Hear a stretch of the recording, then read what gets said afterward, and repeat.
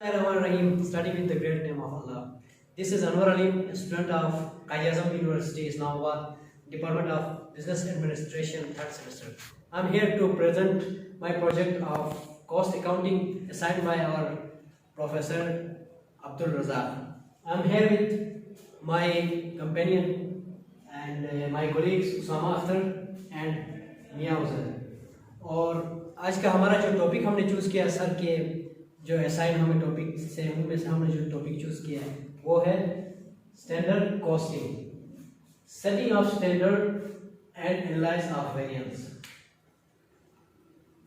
सबसे पहले मैं आपको बता देता हूँ कि स्टैंडर्ड कॉस्टिंग होती क्या है। What is standard costing?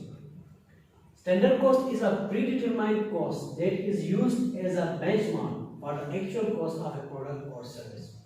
Standard cost वो कॉस्ट होती है जो हम एक प्रोजेक्ट लाने से पहले हम प्रीडिटरमाइन करते हैं। जैसे कि अभी हमने कोई कंपनी खोलनी हो तो हमने उसके लिए जो प्रीडिटरमाइन हमारे जो कॉस्ट थी हमने वो कोई 3 मिलियन रखी है, ठीक है। उसके बाद हम ये होता है कि जो हमारी जो प्रोडक्शन कंप्लीट होती है उसके बाद हमें पता चलता है कि वो जो कॉस्ट उस पर लागत हुई है वो 3.1 मिलियन है, यानी हमारी जो एक स्टैंडर्ड कॉस्ट थी उससे 0.1 मिलियन ज़्यादा थी। और जो इन दोनों का डिफरेंस होगा वो होगा वेरिएंस, और जो 3.1 मिलियन जो कॉस्ट आई है वो होगा एक्चुअल कॉस्ट, और जो 3 मिलियन हमने स्टार्टिंग में जो प्रेडिक्ट की थी वो होगी हमारी स्टैंडर्ड कॉस्ट।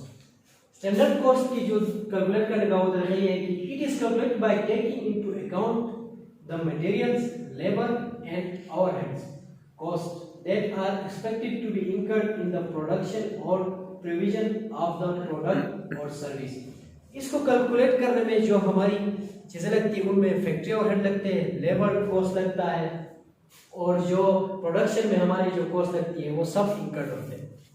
और तीसरी पॉइंट इसमें ये कि standard cost system are used in cost accounting as a way to manage and control cost, improve efficiency and make better decision for our business. इसमें ये है कि हमारी जो बिजनेस होती है उसके लिए हमें जो डिसीजन मेकिंग होती है वो हमारी बेटर करती है कॉस्ट जो है, और उसमें हमारे जो अपना कंट्रोल और एक्सेस रहता है। अब बात करते हैं what is standard costing. Standard cost के अंदर स्टैंडर्ड कॉस्ट क्या आती है? तो इसमें यह है कि standard costing is a method of cost accounting in which the actual cost of a product और service is compared with the standard cost. Standard costing वो है जिसमें एक्चुअल कॉस्ट को कंपेयर किया जाता है स्टैंडर्ड कॉस्ट के साथ। जैसा कि मैंने अभी आपको मिसाल दिया था कि एक कंपनी को मैन्युफैक्चर करने के लिए हमने 3 मिलियन एक स्टैंडर्ड कॉस्ट हमने प्रेडिक्ट की, और बाद में हमें पता चला कि वो 3.1 मिलियन थी, और उस प्रोडक्ट को कंपेयर करने के लिए हम यूज करते हैं स्टैंडर्ड कॉस्टिंग, ठीक है। So which is the cost that budgeted और एक्सपेक्टेड टू बी इनकर्ड। वो या बजटेड में आता है या एक्सपेक्टेड हमने की होती है कि वो इतना हम पे लागू होगा। Standard costs are typically established for material, labor and overheads and are used to establish a baseline for cost control and performance evaluation। Standard cost typically इसीलिए यूज होता है कि ताकि हम जो परफॉर्मेंस हो उस कंपनी की वो एवेल्युएट कर सकें। एंड जो अगली है हमारी स्टैंडर्ड कॉस्टिंग सिस्टम के बारे में, इसके बारे में आपको बता चलूं। इसकी जो फर्स्ट पॉइंट होगी जो कि है standard costing is a method of costing that involves setting standard cost for material, labor and overhead and the compare actual cost to these standard cost। standard costing method सबसे पहले जो चीज involve होगी उसमें होगी स्टैंडर्ड कॉस्ट ऑफ लेबर्स आएगा जो कि वहां पे काम करेंगे, मटेरियल्स आएगा जो कि हम यूज करेंगे, और फैक्ट्री ओवरहेड्स आएंगे। और इन दोनों को जब हम कंपेयर करेंगे एक्चुअल और स्टैंडर्ड कॉस्ट के साथ तो ये आ जाएगा स्टैंडर्ड कॉस्टिंग सिस्टम के फर्स्ट पॉइंट पे। स्टैंडर्ड कॉस्टिंग सिस्टम की जो दूसरी पॉइंट है उसमें क्या कहता है कि the difference between the standard cost and the actual cost is called the variance which can be either favourable और अनफेवरेबल। यानी स्टैंडर्ड कॉस्ट और एक्चुअल कॉस्ट के बीच जो डिफरेंस आएगी हमारी, ठीक है, जैसे 3 मिलियन और 3.1 मिलियन में 0.1 मिलियन का फर्क है ना, तो इसको हम कहेंगे वेरिएंस, जो कि या तो फेवरेबल हो सकती है या अनफेवरेबल हो सकती है। फेवरेबल इन सेंस लाइक वो हमारे फेवर में थी क्योंकि एक्चुअल कॉस्ट से कम आ गई, और इन अनफेवरेबल जो कि हमारा अनफेवर में होगी। और थर्ड जो पॉइंट है स्टैंडर्ड कॉस्टिंग सिस्टम का वो है हमारे पास standard costing is often used in manufacturing environments where it can be used to identify cost inefficiencies and improve profitability. Standard costing अक्सर जो यूज होता है वो मैन्युफैक्चरिंग एनवायरनमेंट हमारे लिए जो आता है उसमें यूज होता है। इसके अंदर हमने यूज करना है कि कॉस्ट की इनएफिशिएंसीज क्या है, इनएफिशिएंसीज ऑफ कॉस्ट हम आइडेंटिफाई करते हैं ताकि हमारी जो प्रॉफिटेबिलिटी हो वो हम इंप्रूव कर सकें नेक्स्ट टाइम। तो ये जो तीनों पॉइंट थे वो हमने ली है स्टैंडर्ड कॉस्टिंग सिस्टम के अंदर, जिसमें हमें डिटरमाइन होता है कि हमारी जो कॉस्टिंग सिस्टम है वो एक एक्यूरेट है कि नहीं। अगले जो पॉइंट्स है वो हमारे पास है standard types of standard costing. इसमें हमने सेवरल टाइप्स होते हैं लेकिन हमने 4 लिया है, जो कि normal costing, ideal costing, abnormal costing and targeted costing. अब मैं इन सबको एक दफ़ा आप लोगों के लिए एब्रिविएट करता हूँ ताकि आप लोगों के समझ में आए। पहला जो हमारे पास है हमने लिया वो नॉर्मल कॉस्टिंग। नॉर्मल कॉस्टिंग जो होता है यूज होता है calculate cost of product in a single unit of include direct labour, direct material, FOH, यानी सिंगल यूनिट में हम जितने प्रोड्यूस करते हैं उसके लिए हम जो है ना नॉर्मल कॉस्ट यूज करेंगे। इसमें हमारा डायरेक्ट लेबर आ जाएगा, फैक्ट्री ओवरहेड आ जाएगा और जो साथ में है डायरेक्ट मटेरियल भी आ जाएगा। और जो दूसरी हमारी पॉइंट है वो है आइडियल कॉस्टिंग। आइडियल कॉस्टिंग होती है वो कॉस्ट जिसमें प्रोडक्ट को हम इनटू ऑल एज ऑल देखा जाता है, एक्चुअल कॉस्ट है, जिसमें डायरेक्ट मटेरियल और इनडायरेक्ट मटेरियल हम यूज करेंगे। थर्ड हमारे पास जो आएगा टाइप्स ऑफ स्टैंडर्ड कॉस्टिंग में वो है एबनॉर्मल कॉस्टिंग। एबनॉर्मल कॉस्टिंग में company uses high overhead rate because of any abnormalities happen, like shutdown हो सकता है, ठीक है, या कोई स्ट्राइक आ सकती है, तो वो हमारे एबनॉर्मल कॉस्टिंग में आ जाएगा, जो कि फैक्ट्री को वहाँ पे ऑलरेडी प्रोड्यूस करना है या एबनॉर्मलिटीज हमें फेस हो गई तो वो आ जाएगा एबनॉर्मल कॉस्टिंग में। और आ जाएगा लास्ट में जो हमने 4th पॉइंट लिया वो है target costing. Target costing to achieve a specific target cost for production, यानी हमने जो टारगेट रखी है वो अचीव करना है, कॉस्ट प्रोडक्शन में हमें क्या क्या गिवन है, तो उसको यूज करने के लिए हम क्या करेंगे, टारगेट कॉस्टिंग को हम यूज करेंगे। तो ये हमारा जो ये 4 पॉइंट्स थे ये हमने टाइप ऑफ स्टैंडर्ड कॉस्टिंग में ली हुई है।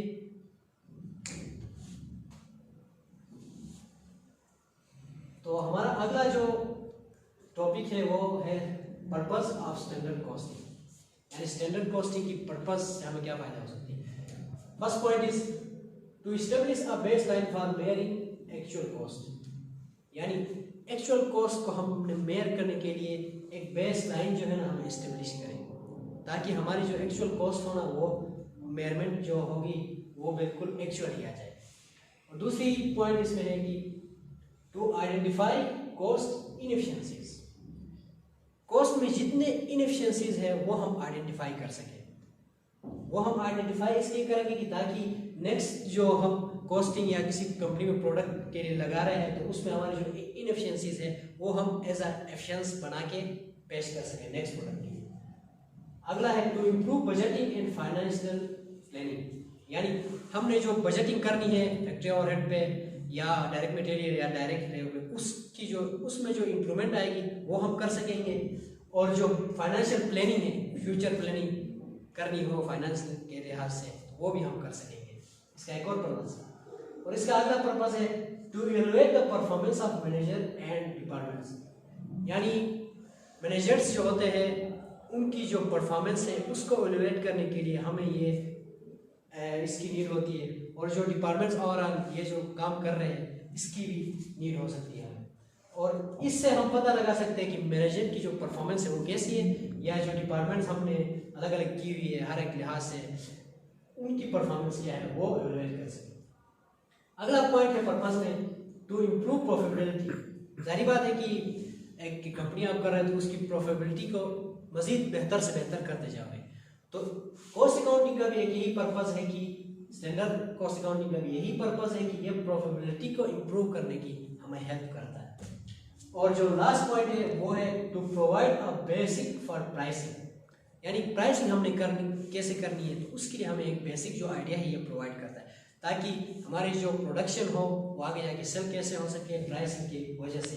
तो ये जो पॉइंट्स थे वो थे पर्पस ऑफ स्टैंडर्ड कॉस्टिंग के। तो इससे आगे जो है इसके एडवांटेजेस आएंगे, डिसएडवांटेजेस आएंगे और अनफेवरेबल फेवरेबल आएंगे, जो कि मेरे दूसरे कलीग्स यहाँ पे बैठे हुए हैं, उसामा अख्तर और मियां उज़ैर, उनमें से आपको देंगे। हमने कोशिश की है कि जितनी हमसे कंपाइल हो सके सर के लिए हमने कंपाइल की है, जितनी हमने इस वीडियो में मेहनत की है वो आपको नज़र आ रहा होगा।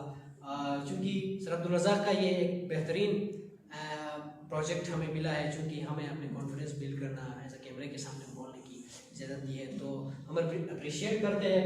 चूँकि हम तीनों ने मेहनत करके ये प्रेजेंटेशन बनाई है, तो अकेले बोलना अच्छा भी नहीं, इसीलिए हमने जो डिवाइड किया है तो 3 हिस्सों में, तो अगली जो हमारी प्रेजेंटेशन होगी वो हमारे मियां उज़ैर साहब पेश करेंगे। सो ओवर टू मियां उज़ैर, थैंक यू।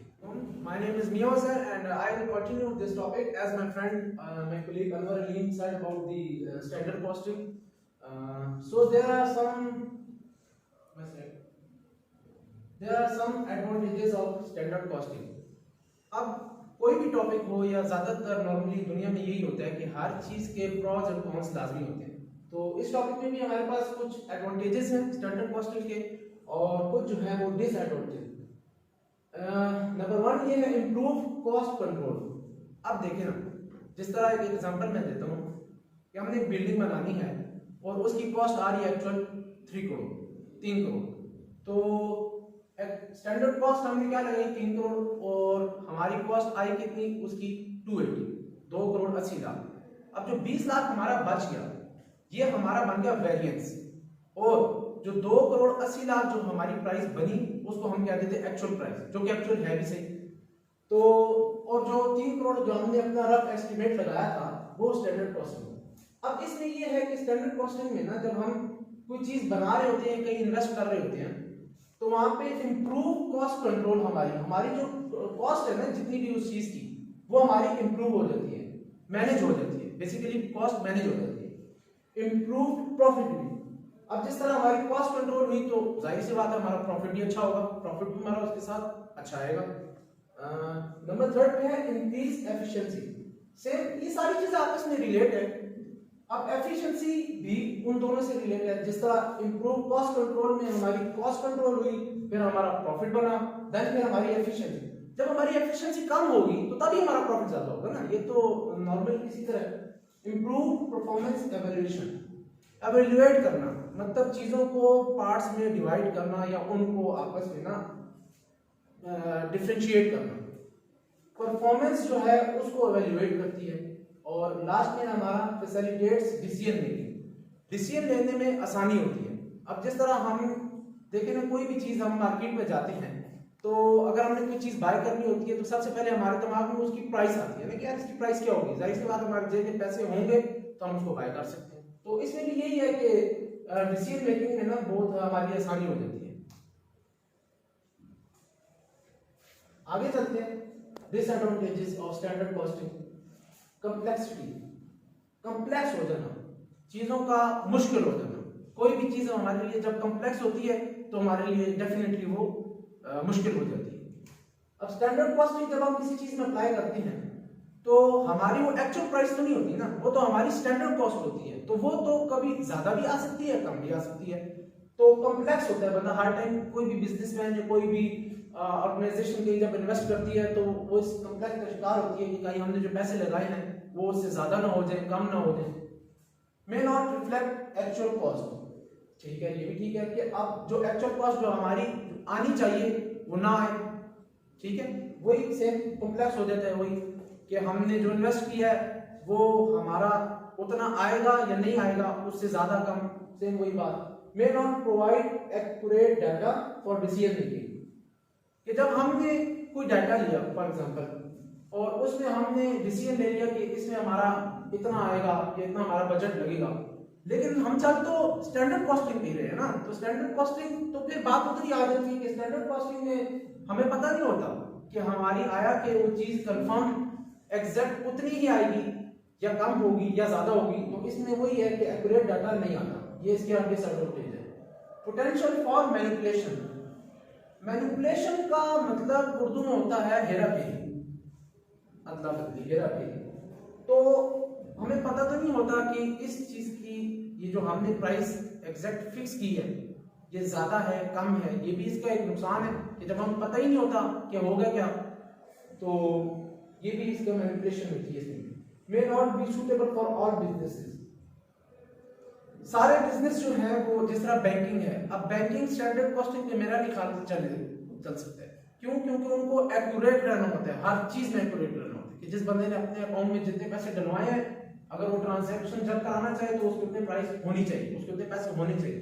तो अब ये भी किसी बंदे का प्राइवेट अपना कोई बैंक है तो उसको एज अ बिजनेसमैन ये चीज सूट नहीं करती। स्टैंडर्ड कॉस्टिंग जो फिनोमेना है पूरा वो उसको सूट नहीं करता। ये इसके कुछ नुकसान थे 5-7, वैसे तो बहुत सारे, लेकिन हमने कोशिश की है जितना हम बता सकें। How a standard costing system operates. अच्छा जी, ये ऑपरेट किस तरह होता है, ये सिस्टम चलता किस तरह है, कुछ स्टेप्स हैं उसके थ्रू ये चलता है। पहला है एस्टैब्लिश स्टैंडर्ड कॉस्ट। सबसे पहले हम कोई भी चीज बनाते हैं या कोई भी इनिशिएट करते हैं कोई भी काम, तो हम कुछ रूल्स रेगुलेशंस माइंड में रखते हैं और उसके मुताबिक चलते हैं। इसमें भी सेम यही है, वो ये क्या है कि एस्टैब्लिश स्टैंडर्ड कॉस्ट, कि एक कॉस्ट सबसे पहले फिक्स कर देनी है, एस्टैब्लिश कर देनी है, मखसूस कर देनी है, साइड पे कर देनी है कि इसमें हम इतना लगा रहे हैं तो वो कितना है, स्पेसिफिक हम उसको एस्टैब्लिश कर देते हैं। रिकॉर्ड एक्चुअल कॉस्ट, तो जब हम लोग काम कर लेते हैं तो एक्चुअल कॉस्ट और स्टैंडर्ड कॉस्ट डिफरेंट आ जाती है। अब होता क्या है कि एक्चुअल कॉस्ट और होती है और जो हमने स्टैंडर्ड कॉस्ट लगाई हुई है वो और है।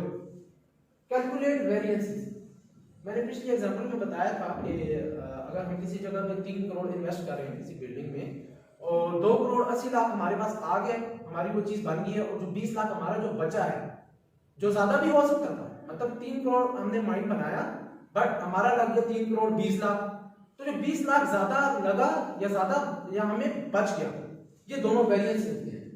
तो वो यही कह रहे हैं कि वेरिएंसेस को कैलकुलेट करो कि आया कि आपकी उस चीज में स्टैंडर्ड कॉस्ट हाई हुई है या कम हुई है। एनालाइज इट, कि एनालाइज करो कि कहाँ पे हमारे ज्यादा पैसे लगे हैं या कहाँ हमसे वो ऊपर नीचे हुआ है, मामला गड़बड़ हुआ है कि हमारी इतनी प्राइस जो हमने मखसूस की हुई थी वो ऊपर क्यों चली गई, हाई क्यों होगी, कम क्यों होगी। अपडेट स्टैंडर्ड कॉस्ट, कोई भी चीज हम स्टार्ट करते हैं लाइफ में तो वक्त के साथ साथ हमें उस चीज को अपडेट भी करना पड़ता है। अब ये स्टैंडर्ड कॉस्टिंग, ये जो फिनोमेना है, ये जो टॉपिक है, ये भी आया कि किसी ने इनिशिएट किया होगा, किसी ने स्टार्ट किया होगा, तो अपडेट करना कि हमें मजीद अपने इस टॉपिक में या अपनी चीजों में कैसे अपने आप को इम्प्रूव करना है, उसको अपडेट करना। Use standard cost for decision making, same decision making के लिए इजी भी होता है स्टैंडर्ड कॉस्टिंग, और मॉनिटर एंड कंट्रोल कॉस्ट। हाँ, ये बहुत इंपॉर्टेंट एक पॉइंट है कि कंट्रोल करना, कॉस्ट को कंट्रोल करना, कि आपने इतने पैसे लगाए हैं और इतना आपका आ गया या इतना आपका ज्यादा लग गया, तो जब आप नेक्स्ट टाइम उस चीज को स्टार्ट करोगे या कोई भी काम करोगे तो आपको सबसे पहले कंट्रोल करना आना चाहिए कि यार पिछली दफा मेरे से ये गलती हुई थी, इस दफा मेरी पूरी कोशिश होगी कि मैं अपने आप को कंट्रोल करूं, मॉनिटर करूं, उसको एनालाइज करूं। ये कुछ स्टेप्स थे स्टैंडर्ड कॉस्टिंग के। लिमिटेशंस ऑफ कॉस्टिंग, 3 पॉइंट्स हैं मेन, कॉम्प्लेक्सिटी, इनफ्लेक्सिटी और तीसरा है may not reflect actual cost. ये 3 टॉपिक्स हैं लिमिटेशंस के हवाले से कि स्टैंडर्ड कॉस्टिंग को हम किस हद तक लिमिट कर सकते हैं, किस हद तक हम उसको तफरीक लगा सकते हैं। कॉम्प्लेक्सिटी पहला है, standard costing system can be complex and may require significant time and resources to set up and maintain। अच्छा जी, स्टैंडर्ड कॉस्टिंग का वो कह रहा है कि कॉम्प्लेक्स, जिस तरह हम पहले इसका हमने नुकसान पड़ा था कि कॉम्प्लेक्सिटी होती है कि हमें कंफर्म नहीं होता, तो लिमिटेशंस में यही आता है पहला कि कॉम्प्लेक्सिटी को हम किस हद तक कंट्रोल कर सकते हैं। May require significant time and resources, कि आप अपने एक चीज को टाइम भी दे रहे हो और अपने जो है एसेट्स भी लगा रहे हो, अपने रिसोर्सेज भी यूज कर रहे हो, तो आपको कॉम्प्लेक्सिटी तो होगी, जाहिर सी बात है, क्योंकि आप स्टैंडर्ड कॉस्टिंग पे चल रहे हो तो कुछ नहीं कहा जा सकते कि आपकी वो रिजल्ट अच्छा आएगा या बुरा आएगा, ज्यादा प्रॉफिट होगा या लॉस होगा, कुछ भी हो सकता है। Inflexibility, standard cost are based on assumptions about cost that may not always be accurate, which can make it difficult to respond to changes in the business environment। Standard cost are based on assumptions, कुछ चीजें हम assume करते हैं तभी हम अपना पैसा लगाते हैं, तभी हम टाइम देते हैं, रिसोर्सेज को इस्तेमाल करते हैं। वो ये कह रहा है कि वो एक्यूरेट नहीं हो सकते, कि आपने जो सोचा हुआ है वो चीज वैसी नहीं हो सकती, हो भी सकती है और नहीं भी हो सकती। तो उसके इन्फेक्सिटी उसने टॉपिक स्पेसिफिक बता दिए कि यार आपने इन चीजों के अंदर रह के इनको ज़हन में इसको मद्देनजर रख के आपने तब अपनी चीज को स्टार्ट करना है। थर्ड पे आता है may not reflect actual cost. ये क्या होती है जनाब? ये होती है standard cost may not accurately reflect actual cost. Same वही बातें सारी वही है, कुछ चीजें हैं जो एक दूसरे को आपस में रिलेट करती हैं और कुछ हैं जो एक दूसरे को आपस में अलग करती हैं। बातें सारी घुमा फिरा के एक ही तरह की हैं। थर्ड में अब हमें पता लग रहा है कि अब जो स्टैंडर्ड कॉस्ट है वो एक्चुअल कॉस्ट को रिलेट करे ना करे, उसके मुताबिक आए ना आए। तो कह रहे particularly if there are significant changes in the business environment or in the way a product is produced।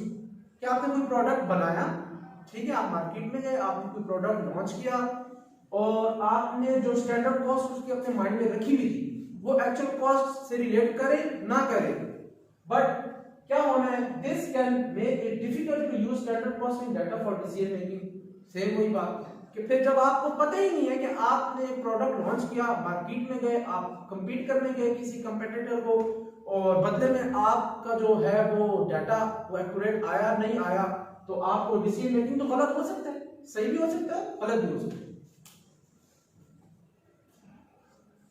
Variance analysis, ये बहुत बड़ा करके लिखा हुआ है, बट ये है कि वेरिएंस इन शॉर्ट मैं बताता हूँ।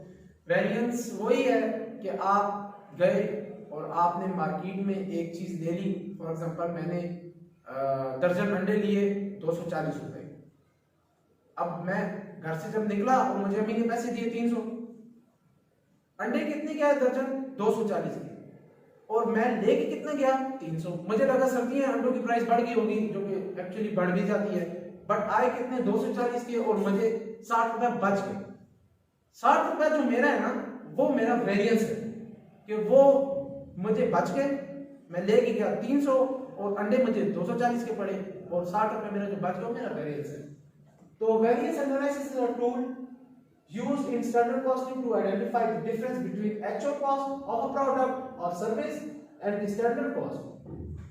standard cost और actual cost को जो आपस में आइडेंटिफाई करते हैं, जो डिफरेंशिएशन होती है आपस में, कि जो मुझे जिस तरह 60 रुपए बच गए वो वेरिएंस है।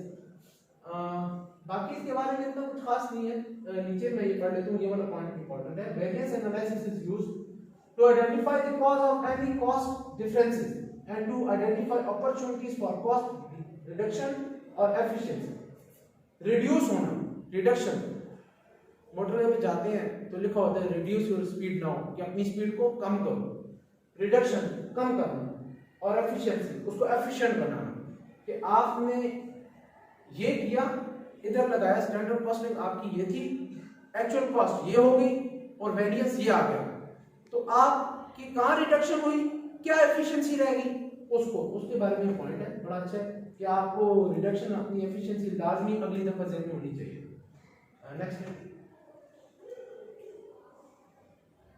Favourable and unfavourable variance. नाम से ही जाहिर होता है कि कोई चीज हमारे फेवर में होती है तो फेवरेबल वेरिएंस हो गया, कोई हमारे फेवर में नहीं होती है तो अनफेवरेबल वेरिएंस हो गई। फेवरेबल वेरिएंस, फिर वही एग्जांपल पुट करूंगा कि आपने बिल्डिंग बनाई, 3 करोड़ लगाया, 2 करोड़ 80 लाख की बन गई, 20 लाख आपका बच गया। अब वो आपके फेवर में आ रहा है ना, आपका जो 20 लाख है आपके फेवर में आ रहा है, तो वो आपका फेवरेबल वेरिएंस हो गया कि आपने लगाया और वो बच गया। आप और कोई अनफेवरेबल वेरिएंस है कि आपने 3 करोड़ लगाया और बिल्डिंग बन गई 3 करोड़ 20 लाख की, अब 20 लाख आपको ऊपर देना पड़ गया, तो वो आपका अनफेवरेबल वेरिएंस हो गया। Definition पढ़ लेते हैं। Favorable variance refers to a situation where actual results are better than expected or budgeted results। This could mean that a company has exceeded its sales or profit targets or that a project has to come in under budget। वही बात। Unfavorable variance refers to a situation where actual results are worse than expected or budgeted results। This could mean that a company has failed to meet its sales or profit targets or a project has gone over budget, कि आपके वो budget से चीज बाहर चली गई, तो वो आपका अनफेवरेबल हो गया। नेक्स्ट ये आज की मेरी लास्ट स्लाइड है, तो इसमें भी कुछ इतना खास नहीं है, टॉपिक से पता लग जाता है कि कंट्रोलेबल वेरिएंस और अनकंट्रोलेबल वेरिएंस क्या होता है। सेम वही फेवरेबल टाइप, कंट्रोलेबल बिल्कुल सेम, टॉपिक से पता लग रहा है कोई वेरिएंस आपके कंट्रोल में है तो आपका कंट्रोलेबल वेरिएंस हो गया, जो आपके कंट्रोल से बाहर गया वो अनकंट्रोलेबल वेरिएंस हो गया। डेफिनेशन पे जरा नजर मारते हैं। Controllable variance to refers to a variance in a company's performance that can be influenced or controlled by management. Management के अंडर कंट्रोल जो भी सिस्टम होगा, जो भी चीज होगी ऑर्गेनाइजेशन के अंदर, किसी टीम के अंदर, किसी मार्केट के अंदर, किसी भी प्रोफेशनल चीजों में जो चीज आपके अंडर कंट्रोल हुई, मतलब कोई एक मैनेजमेंट हुई जो उसको चला रही हुई, तो these types of variance might include these things like sales volume, production levels और एक्सपेंसेस, कि एक्सपेंसेस को किस तरह मैनेज करना है, प्रोडक्शन को ज्यादा करना है, कम करना है, तो कोई मैनेजमेंट है ना जो ये चला रही होती है। तो वो यही बता रहे हैं कि कंट्रोलेबल वेरिएंस ये होता है जो कंट्रोल करके रखते हैं, हर चीज को अपने अंडर कंट्रोल रखते हैं, सुपरविजन चल रही होती है किसी भी मैनेजमेंट के। Uncontrollable variance refers to variations in a company's performance that cannot be influenced or controlled by management, कि कोई मैनेजमेंट उसको कंट्रोल ना कर रही हो, बस अल्लाह के आसरे पे, जिस तरह पाकिस्तान है बस अल्लाह के आसरे पे चल रहा है, अल्लाह खैर ही करे क्या बनेगा। तो वो वेरिएंस जो किसी मैनेजमेंट के अंडर ना हो, तो सिंपली नेचुरल डिजास्टर, ज़लज़ला आ गया, अभी पाकिस्तान में भी सैलाब आया पिछले साल 2022 में, तो ये अभी हमारे कंट्रोल में तो नहीं था। Changes in market conditions, Pakistan में जिस तरह हम सोए तो डॉलर है 240 का, सुबह उठे तो 280 का हो गया, तो आम जो ओम है हमारे कंट्रोल में तो वो नहीं है। चलो ठीक है, किसी हद तक हम कह सकते हैं पॉलिटिशियंस के कंट्रोल में है, या ब्यूरोक्रेट्स के, या कुछ है कुछ खास इदारे, नाम नहीं लेना चाहूँगा, उनके कंट्रोल में, लेकिन हम लोगों के कंट्रोल में नहीं है। बेसिकली कहने का मतलब ये है कि हमारे अनकंट्रोलेबल। और गवर्नमेंट रेगुलेशंस, कि गवर्नमेंट कोई भी नया रूल बनाती है, जिस तरह अभी I-9 में महीना पहले बॉम्ब ब्लास्ट हुआ है, तो अगले दिन दफा 144 लग गया, तो आप 2 बंदों से ज्यादा 3 बंदे कहीं इकट्ठे खड़े नहीं हो सकते, तो ये आपके कंट्रोल में नहीं था। तो ये ही एग्जांपल, जिस तरह गवर्नमेंट ने वो रूल भी तो गवर्नमेंट का था ना, कि यार आपने कल से 1 हफ्ते के लिए 2 बंदों से ज्यादा कहीं भी इकट्ठे नहीं होना। तो ये था मेरा टॉपिक, कुछ 4-5 चीजें थी मैंने हाईलाइट की हैं। फर्दर मैं बुलाना चाहूँगा अपने अगले दोस्त को, उसामा अख्तर, जो हमारा बाकी प्रेजेंटेशन है इंशाल्लाह तो वो बताएगा। तो मेरा आज का इतना ही था, बहुत शुक्रिया, thank you. The most merciful and most beneficent. My name is Usama Akhtar and आज हम अपनी प्रेजेंटेशन को आगे बढ़ाएंगे, क्योंकि मैं 3rd मेंबर हूँ अपने ग्रुप का, तो मैं अपनी प्रेजेंटेशन को आगे ले जाऊँगा। जिस तरह मेरे अनवर ने आपको बताया पहली स्लाइड में स्टार्टिंग में, और उसके बाद हमारा ग्रुप मेंबर आए उज़ैर, मियाँ उज़ैर, और उसके बाद मैं अब आपको कंक्लूड करूँगा और उस प्रेजेंटेशन को, और आपको आगे ले जाऊँगा। सो हमारी जिस तरह कि आपने देखा कि हमने स्टैंडर्ड कॉस्टिंग को पढ़ते आए, और उसके बाद हमने उसकी वेरिएंसेस पढ़े, आपने उसकी फेवरेबल अनफेवरेबल सारी चीज़ें हमने उसको डिफाइन किया, उसको पढ़ा, और अभी हमने वेरिएंसेस जो हमने पढ़े थे, हम उसकी टाइप्स करेंगे मटेरियल वेरिएंसेस। तो मटेरियल वेरिएंस ये होता है कि material variance is difference between the actual cost of materials used in the production of a product, or provision of a service and the standard cost of those materials. It is calculated by the subtracting the standard cost of materials from the actual cost of material. Material variances. अब नाम से देखिए आपको पता लग रहा होगा कि किसकी वेरिएंसेस, मटेरियल वेरिएंस, मटेरियल की वेरिएंसेस। फॉर एग्जांपल हम जो अपनी प्रोडक्ट बनाएंगे, ठीक है, हम अपनी प्रोडक्ट बनाने के लिए हमें पहले क्या जरूरत होती है, हम जब अपनी मैन्युफैक्चरिंग करते हैं अपनी प्रोडक्ट की, तो हमें पहले उसके लिए मटेरियल की जरूरत होती है। तो हर चीज से पहले हमें किस चीज को, जब हमारी फॉर एग्जांपल हमारी प्रॉफिट होता है, हमें कोई लॉस हो रहा है, तो उसके लिए हमें किस चीज को देखना पड़ता है कि हमें जो मटेरियल मिल रहा है हम उसको किस प्राइस में ले रहे हैं, उसकी कॉस्ट क्या है, पहले उसकी कॉस्ट देखनी पड़ती है। अगर हमारे मटेरियल की कॉस्ट लो है, अगर हम उसको लो प्राइस में खरीद रहे हैं, ठीक है, तो हम वो क्या है, हमें प्रॉफिट ज्यादा होगा। लेकिन इस मटेरियल वेरिएंस में वो ये बताना चाहता है कि हमारे जो मटेरियल है, फॉर एग्जांपल हमने जिस तरह के हमने एक प्रेडिक्शन थी कि भाई हमारी जो मटेरियल की कॉस्ट आएगी वो आएगी 10 रुपीज, लेकिन हमारी मटेरियल की कॉस्ट आई 9 रुपीज पर प्रोडक्ट। तो हम क्या करेंगे, हमने ये इसमें हमने अब पिछली स्लाइड्स को डिस्कस करते जाएंगे थोड़ा सा, क्योंकि वो चीजें इसके साथ रिलेट करती हैं। तो मटेरियल वेरिएंसेस को हम इसके साथ किस तरह रिलेट करेंगे कि हम अनफेवरेबल और फेवरेबल, अगर हमारी एक फॉर एग्जांपल हमारी 10 रुपीज को हमने ली थी, हमने थिंक किया भाई हमारी 10 रुपए आई कॉस्ट, लेकिन हमारी 9 रुपए आई, तो ये किस चीज में आ जाएगा, हमारी फेवरेबल में आ जाएगा। अगर आप लाइक सपोज के फॉर एग्जांपल हमने 10 रुपए सोची थी कि हमारी मटेरियल की कॉस्ट आएगी 10 रुपए, लेकिन हमारी मटेरियल की कॉस्ट आई 11 रुपए, तो ये किस चीज में आ जाता, क्योंकि ये हमारी देखिए अभी हमारी क्या स्टैंडर्ड कॉस्ट हमने सोची हुई थी 10 रुपए और हमारी आई क्या 11 रुपए, तो ये आ जाएगा अनफेवरेबल में। तो मटेरियल कॉस्ट, अब हम मटेरियल कॉस्ट बहुत इंपॉर्टेंट होती है हमारे लिए, ये हमें कैलकुलेट करनी पड़ती है, क्योंकि इससे हमारा प्रॉफिट और लॉस हमारा इसी से हम जानते हैं कि हमारा प्रॉफिट होगा हमें या लॉस होगा। तो material variances can be further broke down into the two components। अब इसमें भी मटेरियल वेरिएंसेस में भी दो कंपोनेंट हैं, इसके भी ये भी आगे डिफाइन करेंगे। इसमें क्या होता है, material price variances, material quantity variances, material price variances and material quantity variances. Material price variances, material price variances is the difference. अब हम पहले डेफिनेशन को थोड़ा स्टॉप करते हैं और मैं आपको मटेरियल प्राइस वेरिएंसेस के बारे में बताना चाहता हूं। मटेरियल प्राइस वेरिएंसेस, अब आप देख लेना, अब हमें वही चीज फिर से हमने ले ली कि मटेरियल प्राइस वेरिएंसेस, अब प्राइस ऑफ वेरिएंसेस, अब प्राइस के बारे में बता रहे कि मटेरियल की जो प्राइस है उसकी जो वेरिएंसेस आती है, हम उसको आगे डिफाइन करेंगे कि वो किस चीज लिए हमारे लिए फायदेमंद है और क्यों होनी चाहिए वो। अब मटेरियल प्राइस जैसे कि हम पहले डेफिनेशन देख लेते हैं, तो आगे हम आगे इसको डिफाइन करेंगे। Material price variances is the difference between the actual cost of materials used in production। Material price is the difference between the actual cost, ये किस चीज की डिफरेंस होता है, actual cost of materials used in the production। actual cost जो होती है हमारी, जो हमने मतलब जो हमारी आई हुई, फॉर एग्जांपल एक होती है पेटेंट की हुई जो स्टैंडर्ड कॉस्ट होती है, एक होती है जो हमारी परफेक्ट कॉस्ट। फॉर एग्जांपल हम कैलकुलेट करके हम देखते हैं कि भाई ये हमारी कॉस्ट अभी हमारी आई है, तो वो कहता है कि उस actual cost material used in production जो होता है and the standard cost of those material, standard वही सेम जो हमने बात किया वो प्रेडिक्ट कॉस्ट जो होती है हमारी, ठीक है। ये क्या होता है, इसका डिफरेंस होता है, किसका डिफरेंस होता है, एक्चुअल कॉस्ट का और स्टैंडर्ड कॉस्ट का। It is calculated by multiplying the number of units used by the difference between the actual and standard material cost per unit. ये कह रहा है कि it is calculated, ये कैलकुलेट होती है multiplying the number of units. Number of units हमने कितने नंबर ऑफ यूनिट्स हमने मैन्युफैक्चर किए, ये कहता है हमने उससे डिफाइन होती है, ये उस चीज से निकलती है।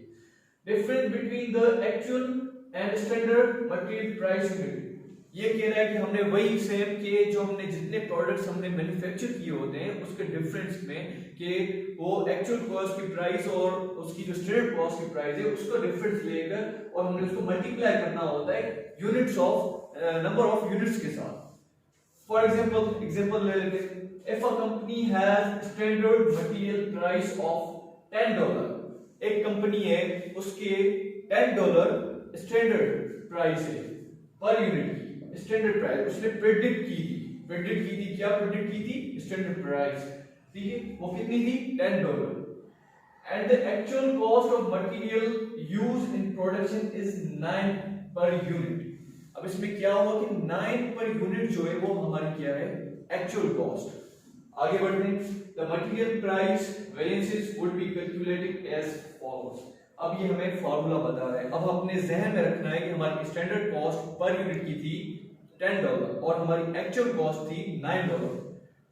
मटेरियल प्राइस वेरिएंसेस का फार्मूला ये है, is equal to actual material price minus standard material price multiply number of units used.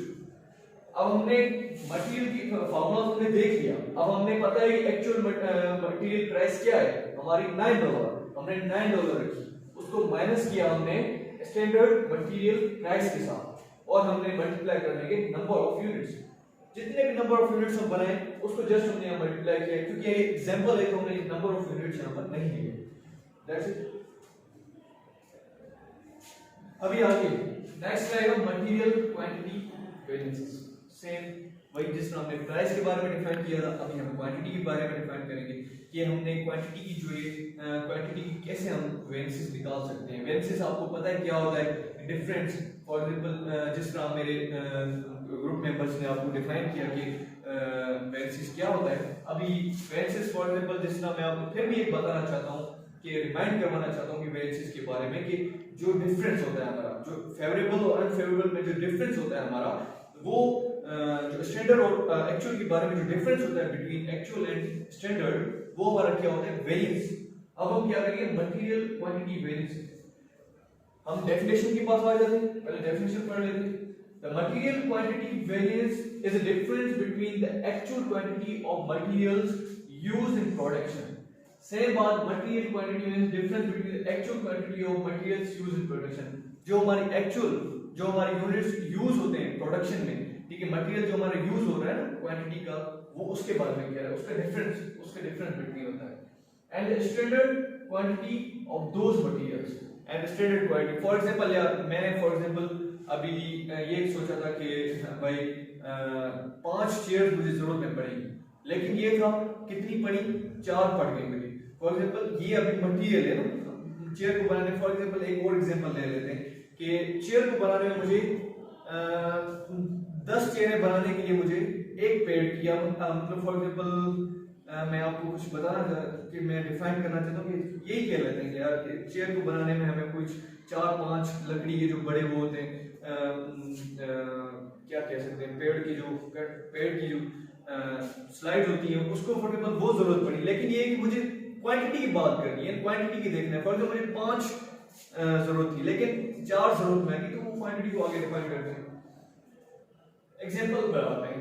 If a company has a standard material price of $10 per unit, standard material price कितनी थी, $10 per unit, and the standard quantity of material used in production is 10 units.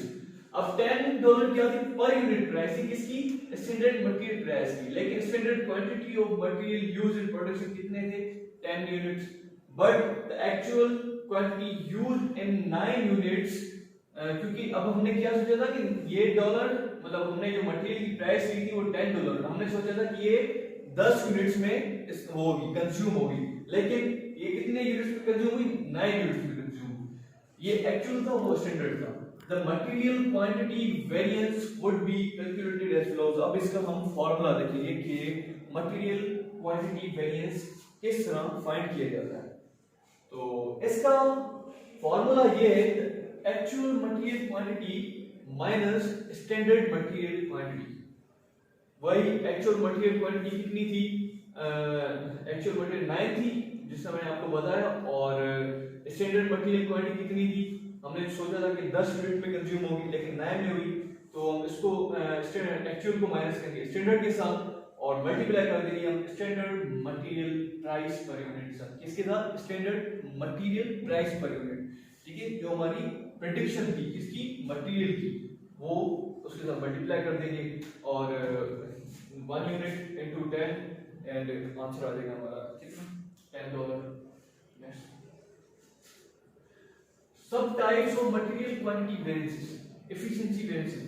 This is the, अब हम इसकी थोड़ा definition पे जाते हैं. The measures the difference between the actual quantity of materials used and the standard quantity of materials that should have been used based on the actual output achieved.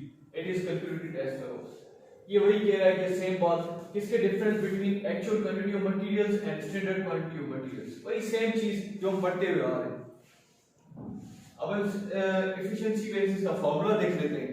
Simple formula है actual material quantity minus standard material quantity for actual output, multiply किसके साथ करेंगे हम, standard material price per unit के साथ।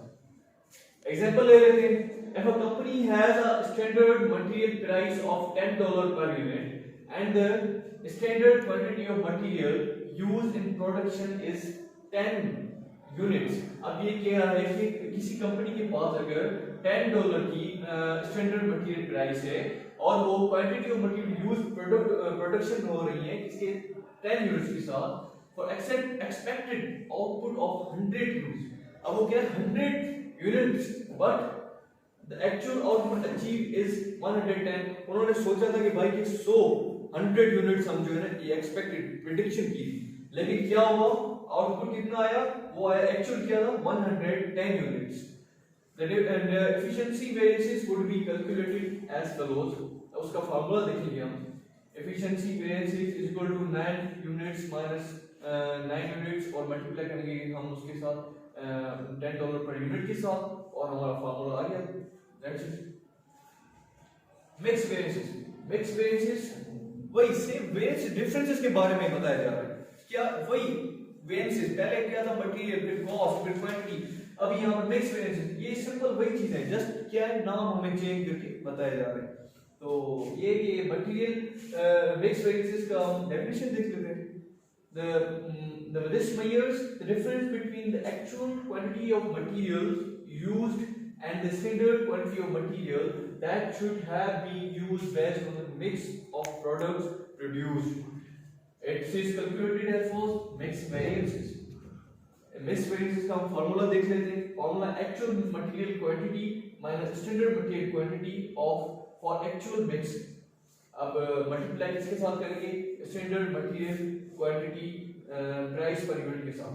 For example if a company has a standard material price of $10 per unit, कह रहा है कि कंपनी है उसकी क्या है standard material price $10 per unit के साथ and the standard quantity of material used in the production 10 units for an expected mix of production but the actual mix of production proceeds different, the mix variances would be calculated as well। Same वही चीजें और फार्मूले में हम उसको put करेंगे 9 units जो हमने इसको प्रेडिक्शन की थी और ये 10 यूनिट्स मल्टीप्लाई किसके साथ करेंगे हम फार्मूले के साथ, दो था standard material price of per unit के साथ। Importance of material variances costing. Importance of material variances costing, अब ये बोल रहे हैं कि मटेरियल वेरिएंसेस कॉस्टिंग का इंपॉर्टेंस क्या है, इंपॉर्टेंस क्या होती है। अब मैं आपको इंपॉर्टेंस वैसे पहले बता देता हूँ कि हम जब भी कोई बिजनेस रन कर रहे हैं, कोई मैन्युफैक्चरिंग का कोई भी बिजनेस रन कर रहे हैं, तो उसमें ये होता है कि उसका प्रॉफिट उसका लॉस उसका किस चीज से डिफाइन होता है, वो मटेरियल से। Material is so important for every production any manufacturing company.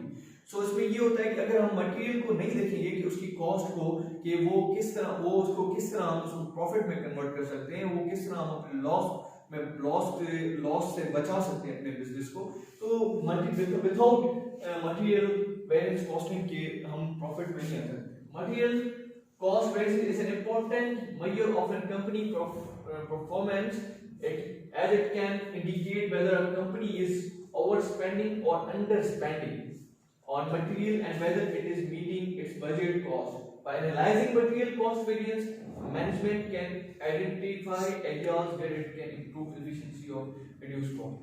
Same वही बात होगी कि हमने क्यों इम्पोर्टेंस है कि efficiency हमें improve करनी होती है, importance हमें देखनी होती है। तो the table summarizing of variances, अब ये हम summarize करते हैं variances की क्या होते हैं, हम variances differences को हम summarize करते हैं। कौन-कौन से variances हमने पढ़े, material price variances पढ़ा और ये material quantity variances, labor price variances, labor efficiency variances and overhead variances। Just थोड़ा डिस्क्राइब कर देता हूँ मैं कि material price variances को कि difference between actual cost and material and the standard cost, why difference between the actual cost and different standard cost। Material quantity variances, difference between the actual quantity of material used and the standard quantity, same वही बात है।